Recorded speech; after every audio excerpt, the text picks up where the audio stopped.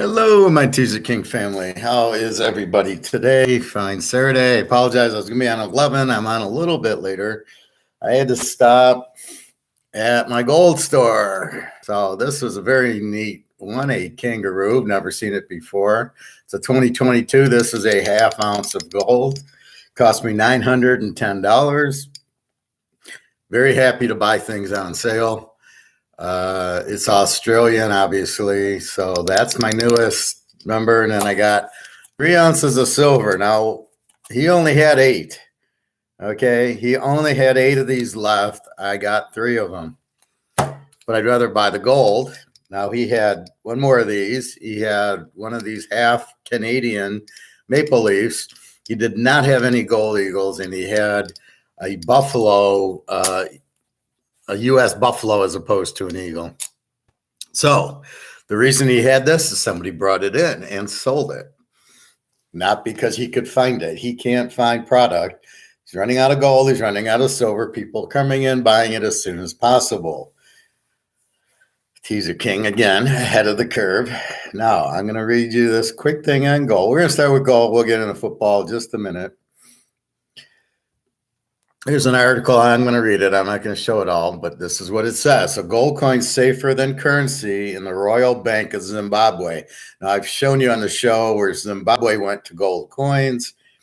The Reserve Bank of Zimbabwe says it introduced gold coins last month as a store of value as the gold price is more stable compared to other commodities. You already know that. They basically, even though there are risks in trading in gold, there really aren't. The yellow metal is more stable than currencies, especially during a time of heightened geopolitical tensions, wars, or inflation. Let's see. The prices of gold are always changing. This is why I said you are taking a risk, but it's only going up. We have reduced the number of risks, but the price risk that is on the gold and the volatility of the gold price is lower compared to other commodities. There is a school of thought that says when there is tension in the world, the only safe haven is gold. So a lot of people are actually going for gold because of what's happening in the geopolitical, the green energy, but mostly it's the inflation and maybe the war. I don't know. A lot of people are not comfortable holding currencies because they are more volatile than gold. No, because they inflate and they lose values. Really what they're saying. They see gold as a safe haven because it's more stable than currency when it's affected by politics. But what they're not saying is the currencies go to zero and gold doesn't. Gold goes up. So with that said, China is broke. China's suffering a drought. Their big river, a lot of droughts. Poland had tons of fish poisoned, probably by the Russians, my guess, or the Chinese. But I don't know why the Chinese would poison a river that goes from Poland to Germany. But just thousands of fish were dead from being poisoned. So it's really sick. The question you need to ask is who gains from it. And that's really, that's really the question. When anything happens, it's who gains. So anyway, China will not go to war with anybody because they can't afford it. They don't have oil. They're getting it from Russia and Saudi Arabia, but they got to get it by sea, and the U.S. can blockade the boats giving them oil. So if they do go to war, they're going to be in trouble without oil and without money. Yes, they have a lot of gold, but they're in huge debt. They're 10 trillion in debt because of the mortgages that are going on where the banks won't let you in to get your money, and then you can't. Then nobody's paying their mortgage, and the government is there. It's communist, so the government gets most of their money from mortgages, not like the U.S. where we have private companies and stuff. Also, there's electricity issues. Utility issues where the people can't even run their air conditioning at a normal place. Plus, it's being shut off. Companies are now getting out of China.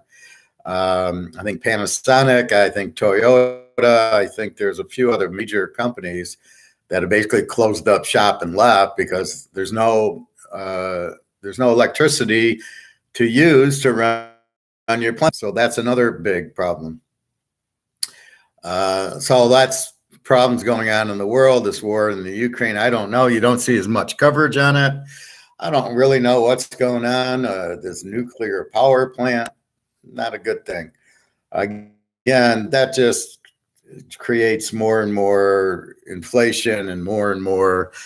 You want your gold and silver, so go buy as much as you can before you can't buy it. Like I said, my guy's running out. He had gold, little 1 ounce gold bars there today. It was pretty funny. Now I have a friend that wants $100,000 of gold. So he comes to me because he knows I'm the professor. And I talk my mind. I have it. So it's not like I'm saying, yeah, go buy Bitcoin, but I don't own it, or go buy gold, but I don't own it. No, I say what I mean, and I very straightforward. He knows, he trusts me as you do. And so he says, I got 110 grand. He wants to buy a James Bond bar. And they come 10 ounces, they come 1 ounce, something like that. And so I talked to the gold store guy, my buddy, and he says, I would just buy they're 2,000 a bar, roughly. He says, go buy 55 1 ounce bars. He says, they're not very big. They're probably about the same size as this, only they're rectangular. And he says, they're easy storage. They're easy to have. He says, you start getting into problems with bigger bars. It starts becoming, you got to worry about tax implications. And like my guy said, I only take up to 10,000 in cash. Then it becomes tax issues and reporting issues. So you want to buy $10,000 worth 10 times versus 100,000 once, and buy the little ounces. There's no reason to buy 10 ounce bar. 10 ounces is going to cost you 20 grand. So you're going to buy 5 of those. They're really not. And then what do you do with them? It's easier to have a 1 ounce and make change. Everybody's worried about, well, will there be demand if they go up? Of course there's demand. That's why it's going up. It's not hard to sell just because it's more expensive. You sell your house, you sell a nice car, you got a Mercedes that's worth 100 grand. I want to sell it. You'll get buyers. It's not hard to sell it. It's the same thing here. There's gold and coin stores. There's eBay. There's people like me. I mean, you'll get, it's because of inflation, the value is going up. And anytime you have that, you will get people to do it. Anyway, so let's get on. So that ends that discussion. Let's get on to football. So I have posted week 1's picks. And I got 1 lock, very good lock. And then I got 10 teams played. I got 1 lock and then 4 other games. Now, so what I did was I started by looking at the games. So I look at all my games. I go, who do I like? Who don't I like? Then I break it down into my top. This was about 20 that I liked. And then we get into weeding that down into, okay, now I'm weeding it down of that now. So I don't have to look at the whole board. I now say who this is I like.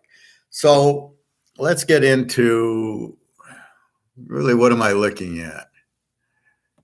And where's my college?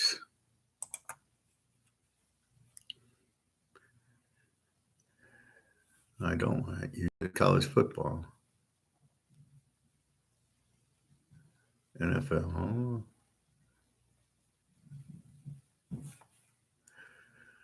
Oh, shit, I had college up.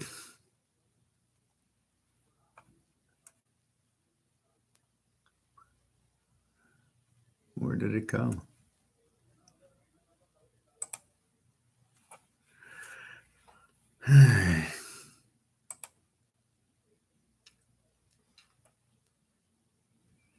I hate when I click on it and it blows it away.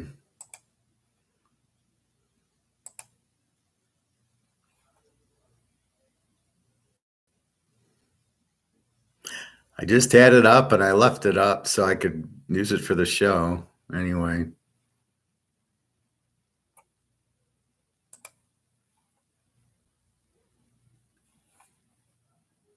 This will take 1 second, but getting to the theory.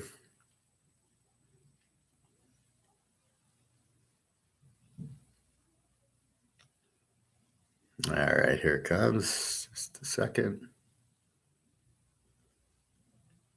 It always takes a minute when it opens. That's why I left it up, and then when I click on it, it's gone. Like, what the fuck?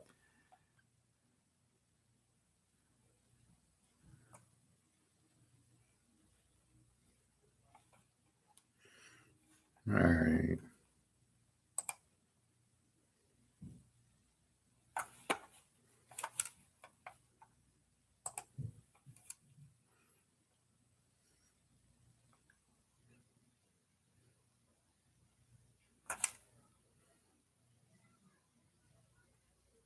All right, hold on one more second.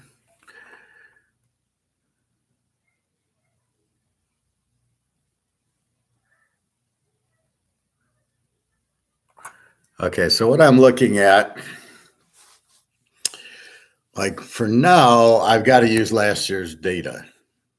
So when I look at like Kansas, they only got 300 yards of offense per average. You know, they got 185 on the ground, 139 or 185 in the air, 139, 324. Weak offense. So that's kind of what I'm looking at. Southern Miss, 266 yards.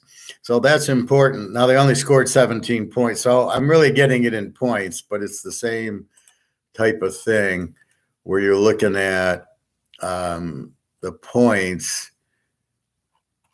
and the yards. So UMass 300 yards, Army 375. So when I'm looking to bet against, who do I want to bet against?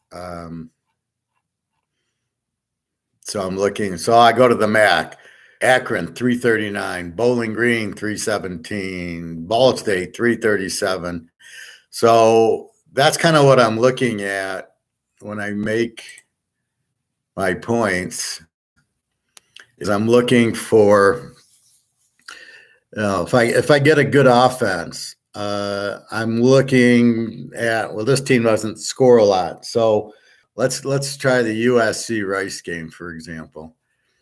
So USC, we don't know. We go to Oklahoma and we go, oh, what did Oklahoma do last year? That's because they got the coach. So they got 450 yards, 40 points. They gave up 25. So not a great defense, but okay. So now we go to Rice. Rice scored 21, but they only had 362 yards and only 212 passing. Now, why is that significant? Because we